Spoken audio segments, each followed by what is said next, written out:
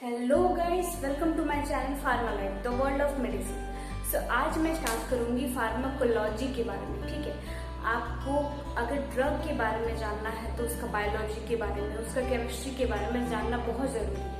ठीक है, तो फार्माकोलॉजी में हम उसका बायोलॉजी के बारे में पढ़ेंगे।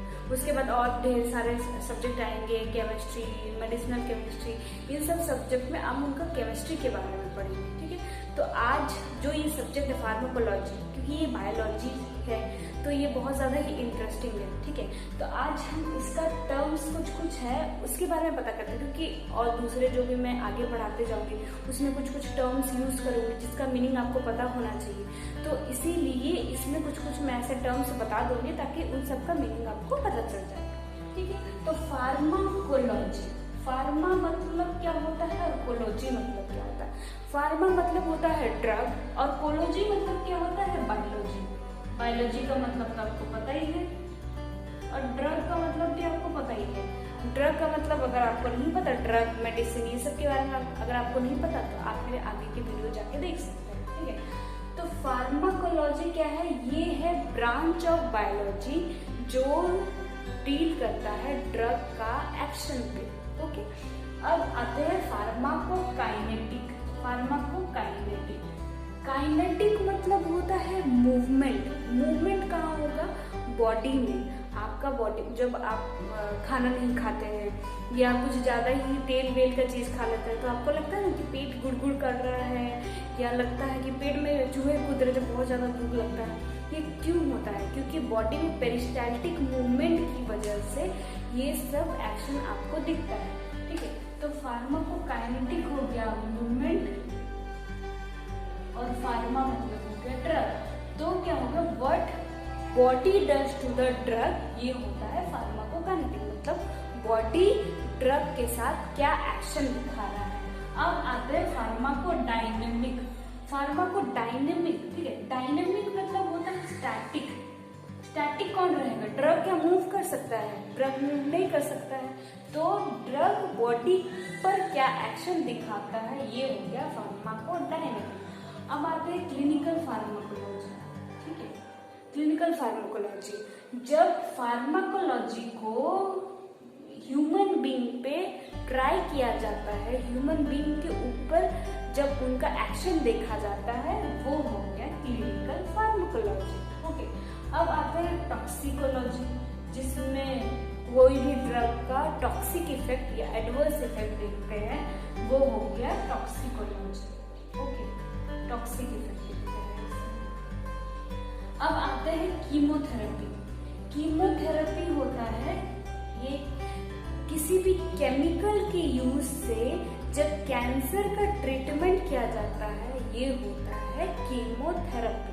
ओके, थेरेपी मतलब ट्रीटमेंट, केमो कैंसर से, कैंसर, थेरेपी मतलब ट्रीटमेंट। केमिकल के यूज से जब कैंसर का ट्रीटमेंट किया जाता है, वो हो गया आपका केमोथेरेपी। अब आते हैं नेक्स्ट टॉपिक जो है father of different pharmacology, toxicology. इनके फादर्स कौन कौन? सो अब जानते हैं father of different pharmacology, chemotherapy, penicillin, streptomycin और इंसुलिन के फादर कौन कौन? ओके, तो फर्स्ट आते हैं फादर ऑफ फार्माकोलॉजी। ओके, तो फादर ऑफ फार्माकोलॉजी कौन है? ओसवाल्ड। ठीक है, अब इसको याद कैसे करेंगे हम? ये इसकी मीनिंग पर ये मुझे भी याद नहीं होता है, तो मैं ये कैसे याद करती हूँ कि father of pharmacology Oswald. World, क्योंकि फार्माकोलॉजी में ही एक अलग दुनिया है, तो उससे हम याद कर सकते हैं ओसवाल्ड, वर्ल्ड। ठीक है, अब केमोथेरेपी। Chemotherapy Paul Ehrlich. ठीक है, पॉल एनरिच है फादर ऑफ केमोथेरेपी। अब आते हैं फादर ऑफ पेनिसिलिन। पेनिसिलिन कौन है? अलेक्जेंडर फ्लेमिंग, ये सबको ही पता है, अलेक्जेंडर फ्लेमिंग। अब फादर ऑफ स्ट्रेप्टोमाइसिन, अब ये इसको कैसे याद करेंगे? सैलमन वॉक्समैन, मतलब सलमान। ठीक है, सलमान खान, उससे हम याद कर सकते हैं डिस्कवरी ऑफ स्ट्रेप्टोमाइसिन किसने किया था? Salmon Voxman. ठीक है, अब आता है इंसुलिन। इंसुलिन में बेंटिंग एंड बेस्ट, दो जन मिलकर इंसुलिन का डिस्कवरी किया था। अब आता है डिफरेंट ड्रग के बारे में। ओके, तो डिफरेंट ड्रग क्या क्या है? एक है orphan drug, essential drug, prescription drug, non prescription drug. Orphan drug क्या होता है? जो रेयर डिजीज को ट्रीट करने के लिए, डायग्नोसिस करने के लिए यूज किया जाता है, ठीक है। और एसेंशियल ड्रग, एसेंशियल ड्रग क्या है? जो सेफ है, इफेक्टिव है, मेजॉरिटी ऑफ द पॉपुलेशन को ट्रीट करता है, जो हर टाइम अवेलेबल हो, जो कॉस्टली नहीं हो, इन्वायरमेंटल फ्रेंडली हो, सिंगल डोज फॉर्मुलेशन हो, ऐसा ड्रग को एसेंशियल ड्रग कहा जाता है। जैसे कि मेटफॉर्मिन है, ठीक है। ये है मेन जो एसेंशियल ड्रग, जो मेन ड्रग है मेटफॉर्मिन, उसमें आता है। मेटफॉर्मिन है डायबिटिक के लिए यूज किया जाता है। और ऐसा लिस्ट ऑफ बहुत सारा ड्रग है जो कि एसेंशियल ड्रग में आता है। आप जो भी इस वीडियो को देख रहे हैं, आप क्या कीजिएगा, एसेंशियल ड्रग जो कि इंडिया में अवेलेबल है, जब भी डॉक्टर के पास जाइए, जब भी सरकारी हॉस्पिटल में जाइए, या किसी भी ड्रग को जब लेने के लिए जाइए, आप ये सर्च कर लीजिए कि एसेंशियल ड्रग कौन कौन से है। क्योंकि एसेंशियल ड्रग का रेंज जो आता है, रेट जो होता है, वो बहुत कम होता है, क्योंकि ये हमेशा अवेलेबल होना चाहिए और बहुत ज़्यादा ही इफेक्टिव, सेफ होना चाहिए और बहुत कम कॉस्ट होता है इसका।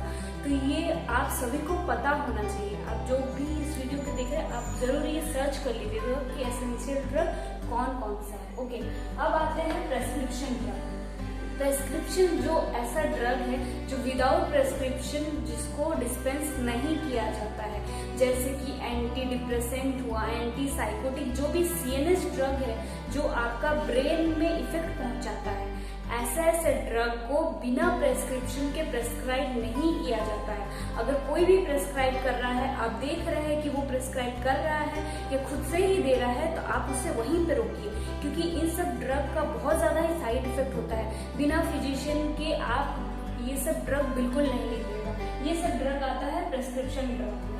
अब आते हैं नॉन प्रेस्क्रिप्शन ड्रग में। नॉन प्रेस्क्रिप्शन ड्रग में क्या क्या होता है कि जो जिसके लिए आपको प्रेस्क्रिप्शन नहीं चाहिए, जैसे कि पैरासीटामोल हुआ, इनो हुआ, या जो भी एंटासिड हुआ, ये सब के लिए प्रेस्क्रिप्शन नहीं चाहिए।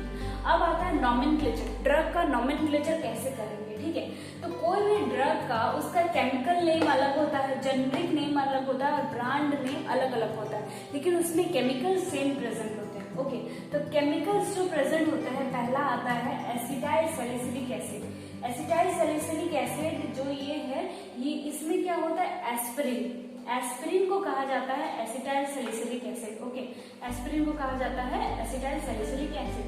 इसमें जो ब्रांड, अलग अलग ब्रांड के आते हैं, एक आता है डिस्पिरिन, और भी बहुत सारे ब्रांड के ये एस्पिरिन प्रेजेंट होता है, ठीक है। अब आता है एन एसिटाइल पी अमाइनोफिनॉल। ये होता है पैरासीटामोल का केमिकल नेम, उसको एसिटामिनोफेन भी बोलते हैं। उसका डिफरेंट ब्रांड आता है, क्रोसिन, डोलो, कैल्पोल, ये सब पैरासीटामोल का अलग अलग ब्रांड आता है। अब ड्रग का सोर्स क्या क्या है, ठीक है, ये पहले जानते हैं। सोर्स क्या क्या है? प्लांट सोर्स से आप ड्रग को ऑब्टेन कर सकते हैं, कुछ भी, जैसे कि अल्कलॉइड, ग्लाइकोसाइड, वोलाटाइल ऑयल, यहाँ से आप प्लांट को ऑब्टेन कर सकते हैं। एनिमल सोर्स से इंसुलिन जो हुआ, इंसुलिन, हेपारिन, ये सब हुआ एनिमल सोर्स से। ओके, अब आता है मिनरल सोर्स। मिनरल सोर्स में मैग्नीशियम सल्फेट, ये सब कुछ भी, magnesium sulphate, ferrous sulphate, ferrous sulphate, ये सब आएगा मिनरल सोर्स से। अब माइक्रो ऑर्गेनिज्म, माइक्रो ऑर्गेनिज्म से जितना भी एंटीबायोटिक है, जो भी पेनिसिलिन है, ये सब जितना भी एंटीबायोटिक है, ये सारा माइक्रो ऑर्गेनिज्म से ऑब्टेन किया जाता था। ओके, अब आता है सेमी सिंथेटिक। सेमी सिंथेटिक मतलब सेमी मतलब आधा, हाफ, सिंथेटिक मतलब हाफ सिंथेसाइज किया जाता है, जैसे कि हाइड्रोमॉर्फिन, हाइड्रोकोडेन, हाइड्रोकोडेन, ये सब आता है आपका सेमी सिंथेटिक। ओके, अब नेक्स्ट आता है सिंथेटिक। सिंथेटिक में जिसको मैन सिंथेसाइज करते हैं। ओके, जैसे कि सिंथेटिक में पैरासीटामोल,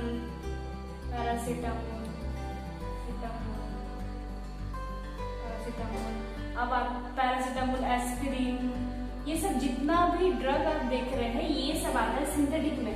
और कुछ कुछ जेनेटिकली डेवलप किया जाता है, जेनेटिकली उसको मॉडिफाई किया जाता है, जेनेटिकली मॉडिफाइड, ठीक है, मॉडिफाइड में इंसुलिन, ह्यूमन इंसुलिन आता है, ह्यूमन इंसुलिन हम लेते हैं रोज अपने डेली लाइफ में। तो वो कुछ कुछ होते हैं ड्रग और कुछ कुछ होते हैं ड्रग, कुछ कुछ होते हैं नॉन ड्रग। ओके, तो नॉन ड्रग जो कि ड्रग नहीं होते हैं उसमें क्या क्या आएंगे, न्यूट्रिएंट आएंगे, डाइटरी सब्सटेंसेस आएंगे, ब्लड कंपोनेंट, ये सब होते हैं नॉन ड्रग।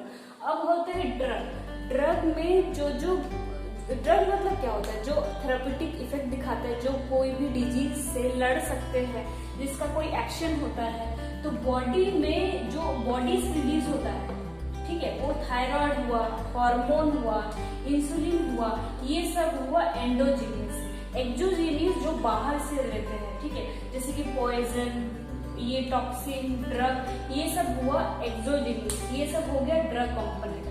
अब आते हैं रूट ऑफ एडमिनिस्ट्रेशन। इसमें आपको बहुत ज्यादा मजा आने वाली, क्योंकि इसमें बहुत कुछ ऐसे चीजें मैं बताऊंगी जो नॉर्मली हमें नहीं पता होता है। ओके, तो नेक्स्ट अब करते हैं रूट ऑफ एडमिनिस्ट्रेशन। अब आते हैं route of drug administration. Okay, route of drug administration में लोकल आता है, फिर सिस्टमिक आता है। सिस्टमिक जो भी ब्लड में काम करता है वो हो गया आपका सिस्टमिक सर्कुलेशन। लोकल जो लोकली एक्शन दिखाता है वो हो गया लोकल एडमिनिस्ट्रेशन। तो उसमें आगे टॉपिकल, जो भी आप क्रीम लगाते हैं, ये सब हो गया टॉपिकल, ठीक है। अब intra articular injection, intra thecal, intra arterial, retrovalvular, ये सब इंजेक्शन होता है। जो भी जॉइंट में यूज करते हैं वो हो गया इंट्रा आर्टिकुलर इंजेक्शन। जो भी आर्टरीज में यूज करते हैं वो हो गया इंट्रा आर्टेरियल इंजेक्शन। जो भी आई बॉल में यूज करते हैं, आपका जो आई बॉल है वहां यूज करते हैं, वो हो गया रेट्रोवल्वुलर, ठीक है। अब इंट्राथेकल जो CSF में एक्ट करता है वो हो गया इंट्राथेकल। एटर्नल में आता है जो भी GIT से होता हुआ जाता है वो होता है एटर्नल रूट ऑफ एडमिनिस्ट्रेशन। उसमें आएगा ओरल और रेक्टल। ओरल होता है जो फर्स्ट पास मेटाबॉलिज्म जिसमें बहुत ज्यादा होता है। जो ओरली हम ड्रग लेते हैं वो पहले लीवर में जाता है, लीवर में जब वो मेटाबोलाइज्ड हो जाता है उसके बाद जो भी ड्रग उसमें बचा हुआ होता है वो ब्लड में जाता है। जब कुछ भी ड्रग ब्लड में जाता है तब जाके ब्लड होता है, तुम जाओ अलग अलग ऑर्गन में जाओ और अपना जहाँ पे एक्शन तुमको दिखाना है वहां दिखाओ, वहां तक ड्रग को ब्लड ही लेके जाता है। इसीलिए ओरल रूट में बहुत लेट में काम करता है। कोई भी टैबलेट हुआ, कैप्सूल हुआ, ये सब ओरली हम लेते हैं, वो उसका एक्शन बहुत लेट में दिखता है। Rectal route of administration, rectal में क्या हो, जो भी एनस में लेते हैं, जो भी जितना भी जैसे किसी को एपिलेप्सी हुआ, मिर्गी रोग हुआ है, ठीक है, वो उसको IV में आप इंजेक्शन नहीं दे सकते हो, उसको ओरली नहीं दे सकते क्योंकि वो ओरली लेगा नहीं, तो उसको एनस के थ्रू दिया जाता है ताकि वो 50% फर्स्ट पास मेटाबॉलिज्म को अवॉइड करते और तुरंत जाके अपना एक्शन दिखाए, क्योंकि उस टाइम बहुत जल्दी एक्शन चाहिए होता है। लेकिन ओरली अगर देंगे तो पहले वो मेटाबोलाइज होगा तब जाके एक्शन दिखाएगा। इसीलिए 50% फर्स्ट पास मेटाबॉलिज्म को अवॉइड करता है और वो अपना एक्शन दिखाता है। ओके, अब आता है पैरेंट्रल। पैरेंट्रल में होता है जो भी सिस्टमिक रूट ऑफ एडमिनिस्ट्रेशन में जो डायरेक्ट पहुंचता है, जिसका 100% बायोअवेलेबिलिटी होता है। 100% ऐसे कोई भी ड्रग का बायोअवेलेबिलिटी नहीं होता है। बायोअवेलेबिलिटी मतलब क्या होगा कि बायोलॉजिकली अवेलेबल ड्रग कितना है आपके बॉडी में, ये हुआ बायोअवेलेबिलिटी। तो इसमें 100% होता है बायोअवेलेबिलिटी, लेकिन ऐसा नहीं है, एक्सट्रैक्शन रेशियो की वजह से वो कुछ परसेंट कट सकता है। लेकिन ये फिर भी माना जाता है कि 100% वो बायोअवेलेबल है, मतलब बहुत जल्दी एक्शन दिखाना। तो IV रूट, ठीक है, IV रूट इंट्रावेनस, इंट्रावेन में लेते हैं हम, आर्टरी में नहीं लेते। कोई भी इंजेक्शन जो है हम वेन में ही लिया जाता है मेनली, क्योंकि वेन में क्या होता है कि वो स्लो, उसका जो प्रेशर होता है बहुत कम होता है। अगर आर्टरी में लिया जाए, ठीक है, अगर आर्टरी में इंजेक्शन को लिया जाए तो क्या होगा, उसका प्रेशर इतना ज्यादा होता है कि वो पूरा फुहारे की तरह ब्लड आपका निकलेगा। आप सोचिए, जब कोई भी मुर्गे को आप काटते हैं, उसको यहाँ पे पकड़िए, यहाँ पे एक आर्टरी होता है, मेन आर्टरी, ठीक है, यहाँ पे जब आर्टरी, यहाँ पे आप ऐसे करके जब एक कट करिएगा तो वो इतना जोर से फेंकता है ब्लड को कि वो तुरंत मर जाता है। इसीलिए मुर्गे को यहाँ काटा जाता है ताकि वो तुरंत मर जाए, उसको कुछ और नहीं करना पड़े, तुरंत, और बहुत ज्यादा ब्लड निकल जाए। इंट्रावेनस इसलिए वेन में दिया जाता है। इंट्रामस्कुलर मसल में दिया जाता है। जब कोई भी आपको जब कोई भी दे रहा है इंजेक्शन, ठीक है, कोई भी जब पैथोलॉजिस्ट आपको इंजेक्शन दे रहा है तब देखिएगा कि वो आपकी स्किन को इस तरह से पकड़े, इस तरह से पकड़े, ठीक है। ऐसे तो यहाँ दिया जाता है, लेकिन कोई भी इंजेक्शन को, अब मैं यहाँ पे मेरा शर्ट है तो फिर वो दिखेगा नहीं अच्छे से, इसलिए मैं यहाँ दिखा रही हूँ, ठीक है। तो जैसे कि यहाँ इंजेक्शन दे रहे हैं तो इस तरह से पकड़ना चाहिए ताकि जब यहाँ इंजेक्शन लगे तो इस तरह से मसल में जाए। वो अगर यहाँ से होता हुआ अगर आपके हड्डी में, बोन में अगर लग गया, ठीक है, तो हो सकता है कि वहाँ के सेल डैमेज हो सकते हैं, वहाँ नेक्रोसिस होने का प्रॉब्लम हो सकता है और भी बहुत ज्यादा रिएक्शन होने के चांसेस हो सकते हैं। इसलिए इंजेक्शन देना ये बहुत जरूरी है कि वो अच्छे तरह से दें। सबक्यूटेनियस जो होता है स्किन के लेयर में सबक्यूटेनियस दिया जाता है, ठीक है, और इंट्राडर्मल भी बोला जाता है,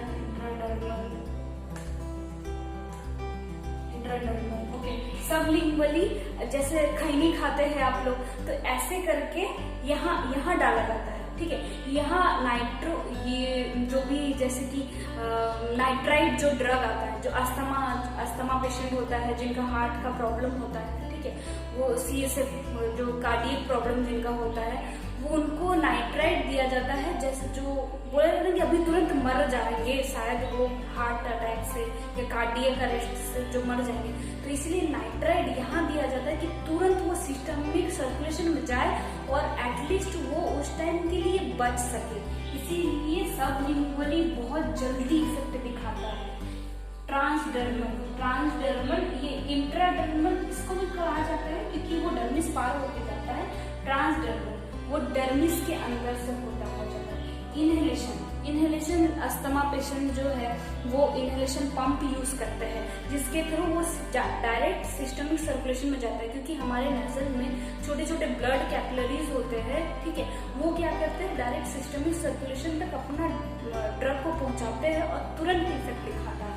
अब आपको मैं बताऊंगी कि जो इंजेक्शन है उसको किस किस एंगल से लिया जाना चाहिए, क्योंकि आपको एंगल पता होना बहुत जरूरी है। आपको एंगल अगर पता नहीं होगा तो हो सकता है कि उनसे भी कभी कभी गलती हो जाता है इंजेक्शन देते टाइम, तो आपको ये पता होना चाहिए कि वो कुछ गलती ना करे, ओके।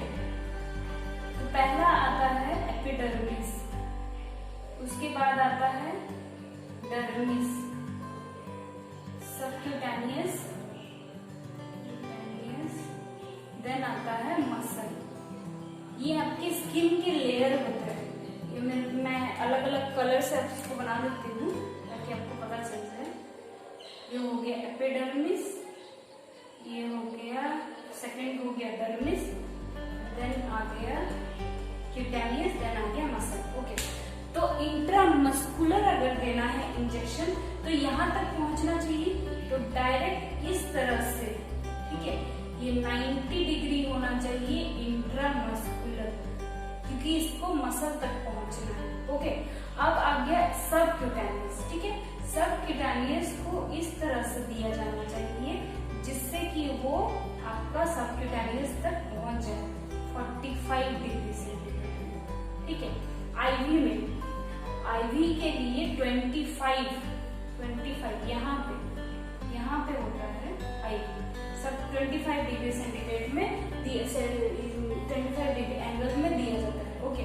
तो अब डर्मिस को 10 to 15 डिग्री एंगल में दिया जाता है। ये हो गया आपका आईवी, ये हो गया सबक्यूटेनियस, ये हो गया डर्मिस, ठीक है।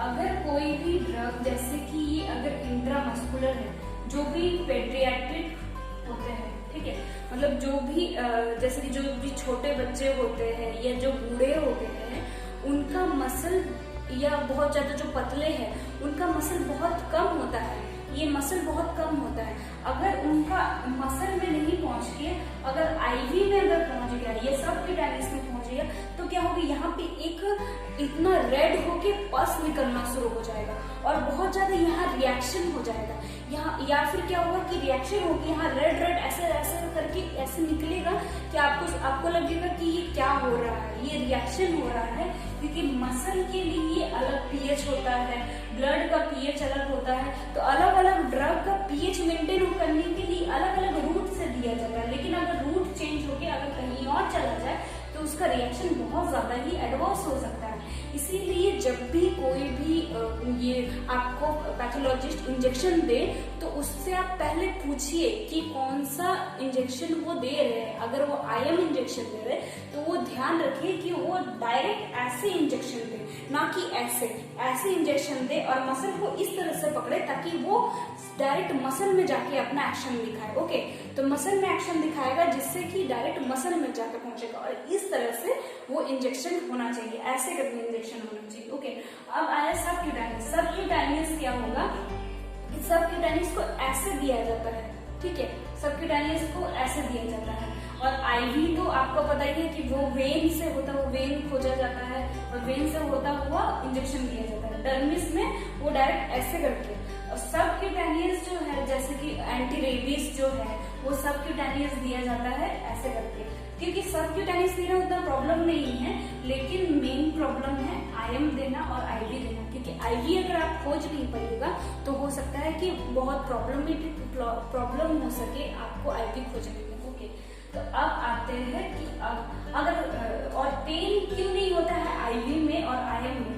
देखिए यहाँ पे जो मसल है, ठीक है, ये मसल बहुत टाइटली एक दूसरे के साथ बाइंड किए हुए हैं और आईवी जो होता है ये ऐसे ट्यूब की तरह होता है, यहाँ हॉलो है। अगर यहाँ ये तो ऐसे अगर इंजेक्शन देंगे, यहाँ तो हॉलो है, यहाँ तो ट्यूब है, एक पाइप है, पाइप में आपको छेदा करना है, जो बीच में से होल है वो फिर तो दर्द नहीं होगा क्योंकि वहां बीच में तो खाली है, लेकिन जहाँ पर एकदम पैक है, बहुत ज्यादा जगह ही नहीं है घुसने की, आप बहुत ज्यादा भीड़ में जा रहे हैं जहाँ घुसने की बिल्कुल जगह नहीं, आप ऐसे ऐसे करके घुसने की कोशिश कीजिएगा, लेकिन फिर भी एक दूसरे से सब आपको दबाते रहेंगे तो आपको पेन होगा वहां पे। इसीलिए इंट्रामस्कुलर में बहुत ज्यादा पेन होता है।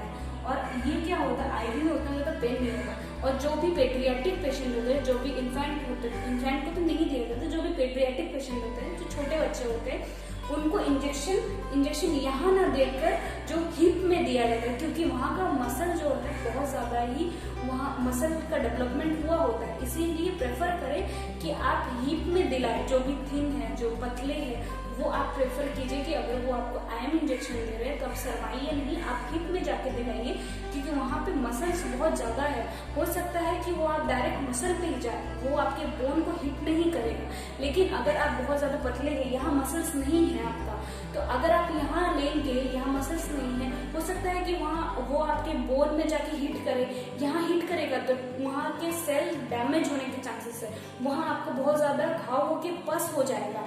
इसीलिए अगर कोई भी थिन है तो वो प्रेफर कीजिए कि हिप में।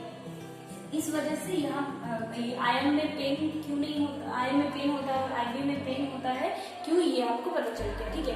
अब नेक्स्ट वीडियो में मैं आपको ये बताऊंगी कि और डिफरेंट जो क्लिनिकल ट्रायल क्या होते हैं, रिसेप्टर्स क्या होता है, ये सब डिफरेंट एक्टिविटीज सब मैं बताऊंगी जो हर किसी को पता होना चाहिए, क्योंकि रिसेप्टर हम बहुत ज्यादा सुन रहे हैं, तो उसके बारे में पता होना चाहिए कि आखिरकार ये रिसेप्टर होता क्या है। ओके, अच्छा मैं और एक चीज बोलना भूल गई, अगर इंजेक्शन दिया जाता है तो इंजेक्शन जो है इस तरह से दिया जाता है, कभी भी इस तरह से इंजेक्शन देता है, कोई भी अगर इंजेक्शन दे रहा है तो वो क्या करता है कि ऐसे करके इंजेक्शन देता है, क्योंकि क्या होता है कि आर्टरीज जो होता है वो हमारे हार्ट से होता है, वो बॉडी तक पहुंचता है, और वेन क्या होता है बॉडी से होता हुआ हार्ट तक पहुंचता है। तो वो क्या करेगा, बॉडी से सारा बॉडी में जाएगा, अगर ऐसे ही इसीलिए दिया जाता है ताकि वो अपना एक्शन दिखा सके, इधर जाए।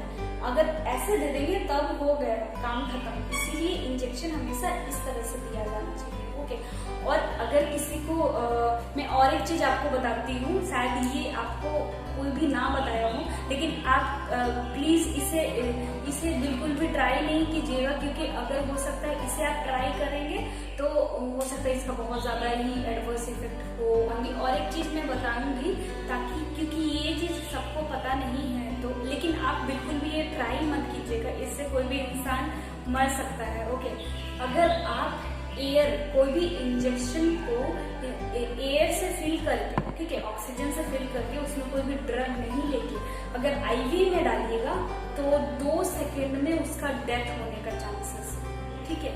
लेकिन बिल्कुल भी इसे ट्राई मत कीजिएगा, क्योंकि वो क्या करेगा, ऑक्सीजन आपके ब्लड में फिल हो जाता है तो उस इंसान का तुरंत डेथ हो जाएगा। और ऐसे ही बहुत सारे मैं चीजें आगे भी बताते रहूंगी। आप इस चैनल पर बने रहे और मेरे चैनल को लाइक शेयर सब्सक्राइब जरूर करें और बेल आइकन को जरूर से दबाएं, ताकि मेरे आगे के वीडियोस और मैं बहुत सारे इंफॉर्मेटिव वीडियोस लेके आऊंगी, वो सारे आपको अच्छे से पता हो सके। Thank you so much for watching this video. Thank you.